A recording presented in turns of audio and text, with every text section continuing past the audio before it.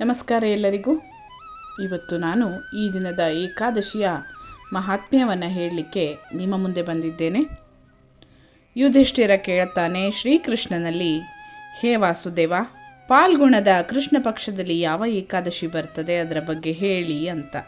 ಆಗ ಶ್ರೀಕೃಷ್ಣ ಈ ರೀತಿಯಾಗಿ ಹೇಳುತ್ತಾನೆ, ಹೇ ಯುಧಿಷ್ಠಿರ, ಒಮ್ಮೆ ನಾರದರು ಕಮಲದ ಮೇಲೆ ವಿರಾಜಮಾನರಾದಂತಹ ಬ್ರಹ್ಮರಲ್ಲಿ ಈ ರೀತಿಯಾಗಿ ಪ್ರಶ್ನೆಯನ್ನು ಮಾಡ್ತಾರೆ.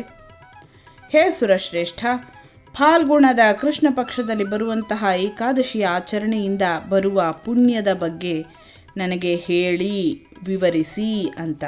ಆಗ ಬ್ರಹ್ಮದೇವರು ಹೇಳ್ತಾರೆ, ಏಕಾದಶಿ ವ್ರತ ಅತ್ಯಂತ ಪ್ರಾಚೀನ, ಹಾಗೆಯೇ ಪವಿತ್ರ ಮತ್ತು ಪಾಪನಾಶಕವಾದದ್ದು. ಫಾಲ್ಗುಣದ ಕೃಷ್ಣ ಪಕ್ಷದಲ್ಲಿ ಬರುವಂತಹ ಏಕಾದಶಿಯನ್ನು ವಿಜಯ ಏಕಾದಶಿ ಅಂತ ಕರೀತಾರೆ. ಈ ವಿಜಯ ಏಕಾದಶಿ ರಾಜರಿಗೆ ವಿಶೇಷವಾಗಿ ವಿಜಯವನ್ನು ತಂದುಕೊಡುವಂತಹದ್ದು. ಅದರ ಬಗ್ಗೆ ಎಳ್ಳಷ್ಟು ಸಂದೇಹ ಬೇಡ. ಈ ಏಕಾದಶಿಗೆ ಸಂಬಂಧಪಟ್ಟಂತೆ ಈ ಏಕಾದಶಿಯ ಮಹಾತ್ಮ್ಯವನ್ನು ಹೇಳುವಂತಹ ಉತ್ತಮ ಕಥೆಯನ್ನು ನಾನು ನಿನಗೆ ಹೇಳುತ್ತೇನೆ ನಾರದ, ಕೇಳು ಅಂತ ಬ್ರಹ್ಮದೇವರು ಹೇಳಿ ವಿಜಯ ಏಕಾದಶಿಗೆ ಸಂಬಂಧಿಸಿದಂತಹ ಕಥೆಯನ್ನು ಮುಂದೆ ಹೇಳ್ತಾರೆ ಬ್ರಹ್ಮದೇವರು. ಪೂರ್ವಕಾಲದ ಕಥೆ. ಭಗವಾನ್ ಶ್ರೀರಾಮಚಂದ್ರ 14 ವರ್ಷಗಳವರೆಗೆ ವನವಾಸಕ್ಕಾಗಿ ಅರಣ್ಯಕ್ಕೆ ತೆರಳುತ್ತಾರೆ.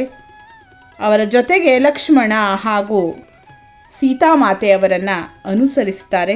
ಅಲ್ಲಿ ವಾಸಿಸುವಂತಹ ಸಂದರ್ಭದಲ್ಲಿ ಶ್ರೀರಾಮನ ತಪಸ್ವಿನಿ ಪತ್ನಿಯನ್ನು ರಾವಣ ಅಪಹರಣ ಮಾಡ್ತಾನೆ. ಆ ದುಃಖದಿಂದ ಶ್ರೀರಾಮಚಂದ್ರನಿಗೆ ಅತ್ಯಂತ ವ್ಯಾಕುಲತೆ ಆಗ್ತದೆ. ಆಗ ಸೀತೆಯನ್ನು ಹುಡುಕುತ್ತಾ ಅರಣ್ಯದಲ್ಲಿ ಅಲೆದಾಡ್ತಾರೆ ಅವರು.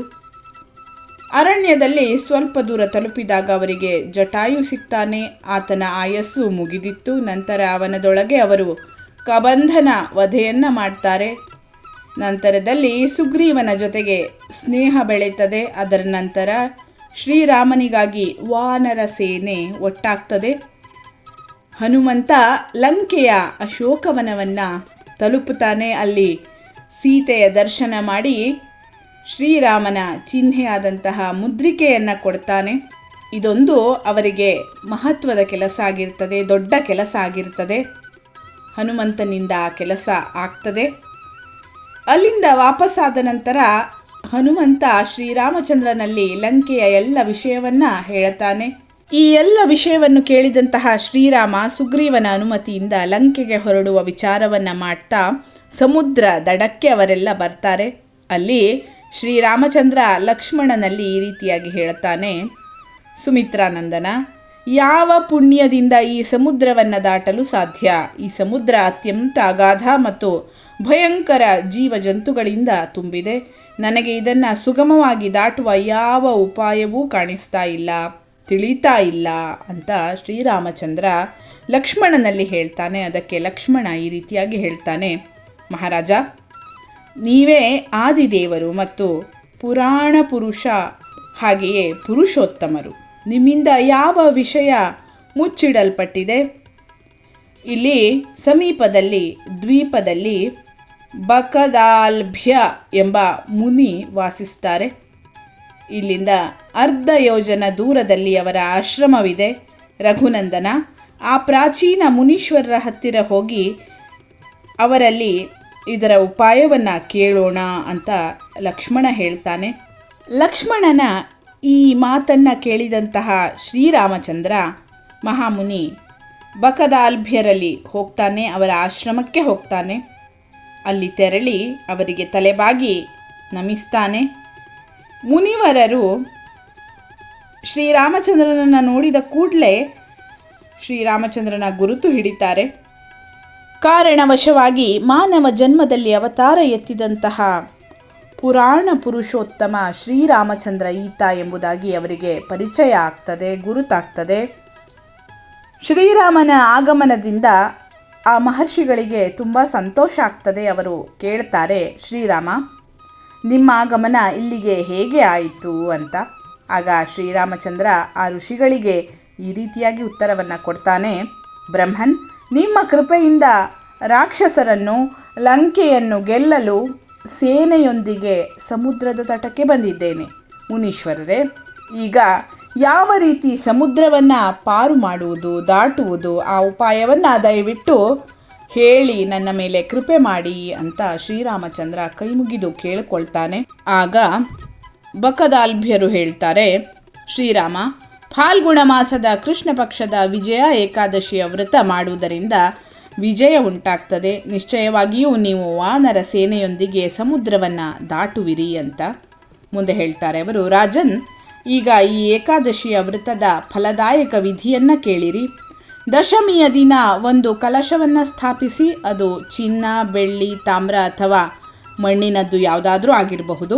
ಆ ಕಲಶವನ್ನು ನೀರಿನಿಂದ ತುಂಬಿ ಅದರಲ್ಲಿ ಮಾವಿನ ಎಲೆಯನ್ನು ಹಾಕಿ ಅದರ ಮೇಲೆ ನಾರಾಯಣನ ವಿಗ್ರಹವನ್ನು ಸ್ಥಾಪಿಸಿ, ಏಕಾದಶಿಯ ದಿನ ಬೆಳಿಗ್ಗೆ ಸ್ನಾನವನ್ನು ಮುಗಿಸಿ ಶುಚೀಭೂತರಾಗಿ ಕಲಶವನ್ನು ಮತ್ತೆ ಸ್ಥಿರಗೊಳಿಸಿ ಕಲಶದ ಮೇಲೆ 7 ಧಾನ್ಯಗಳು ಮತ್ತು ಯವವನ್ನು ಇಡಿ. ಹೂಮಾಲೆ, ಚಂದನ, ವೀಳ್ಯದೆಲೆ, ಅಡಿಕೆ, ತೆಂಗಿನಕಾಯಿ ಮುಂತಾದವುಗಳನ್ನು ಅರ್ಪಿಸಿ, ಹಾಗೆಯೇ ಗಂಧ, ಧೂಪ, ದೀಪ, ನೈವೇದ್ಯವನ್ನು ದೇವರಿಗೆ ಅರ್ಪಿಸಿ ಪೂಜೆಯನ್ನು ಮಾಡಿ ಕಲಶದ ಮುಂದೆ ಕೂತು ದಿನವಿಡೀ ಭಗವಂತನ ಅಂದರೆ ನಾರಾಯಣನ ಕಥೆಯನ್ನು, ನಾಮಸ್ಮರಣೆಯನ್ನು ಮಾಡ್ತಾ ದಿನವನ್ನು ಕಳೆಯಿರಿ. ಹಾಗೆಯೇ ರಾತ್ರಿ ಜಾಗರಣೆಯನ್ನು ಮಾಡಿ ವ್ರತದ ಸಿದ್ಧಿಗಾಗಿ ರಾತ್ರಿ ಇಡೀ ತುಪ್ಪದ ದೀಪವನ್ನು ಹಚ್ಚಿಡಿ.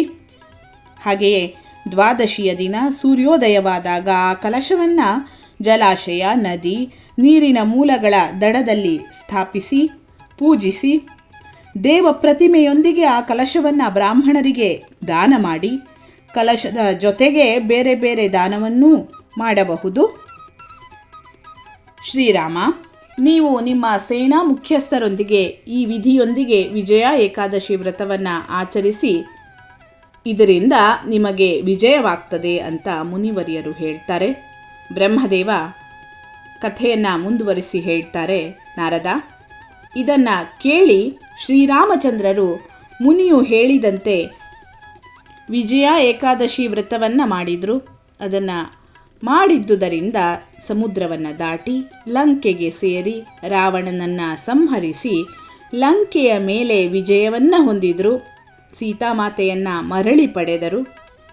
ಮಗನೇ, ಯಾವ ಮನುಷ್ಯ ಈ ವಿಧಿಯಿಂದ ವ್ರತವನ್ನು ಮಾಡುವನೋ ಆತನಿಗೆ ಇಹ ಪರಗಳಲ್ಲಿ ವಿಜಯ ಪ್ರಾಪ್ತಿಯಾಗ್ತದೆ ಅಂತ ಬ್ರಹ್ಮದೇವರು ನಾರದರಿಗೆ ವಿಜಯ ಏಕಾದಶಿಯ ಮಹಾತ್ಮ್ಯವನ್ನು ಹೇಳಿದರು. ಮುಂದೆ ಶ್ರೀಕೃಷ್ಣ ಯುಧಿಷ್ಠಿರ ಮಹಾರಾಜನಲ್ಲಿ ಹೇಳ್ತಾನೆ, ಹೇ ಯುಧಿಷ್ಠಿರ, ಈ ಕಾರಣಗಳಿಂದಲೇ ವಿಜಯ ಏಕಾದಶಿ ವ್ರತವನ್ನು ನಾವೆಲ್ಲ ಮಾಡಬೇಕು. ಈ ಮಹಾತ್ಮ್ಯವನ್ನು ಹೇಳುವುದರಿಂದ ಅಥವಾ ಕೇಳುವುದರಿಂದ ವಾಜಪೇಯ ಯಜ್ಞದ ಫಲ ದೊರೆಯುತ್ತದೆ. ನಾವೆಲ್ಲ ವಿಜಯ ಏಕಾದಶಿಯ ಈ ಶುಭ ದಿನದಲ್ಲಿ ಭಗವಂತ ನಾರಾಯಣನ ನಾಮಸ್ಮರಣೆಯನ್ನು ಮಾಡ್ತಾ ಏಕಾದಶಿ ವ್ರತವನ್ನು ಮಾಡೋಣ. ಧನ್ಯವಾದಗಳು. ಲೋಕಾಃ ಸಮಸ್ತಾಃ ಸುಖಿನೋ ಭವಂತು.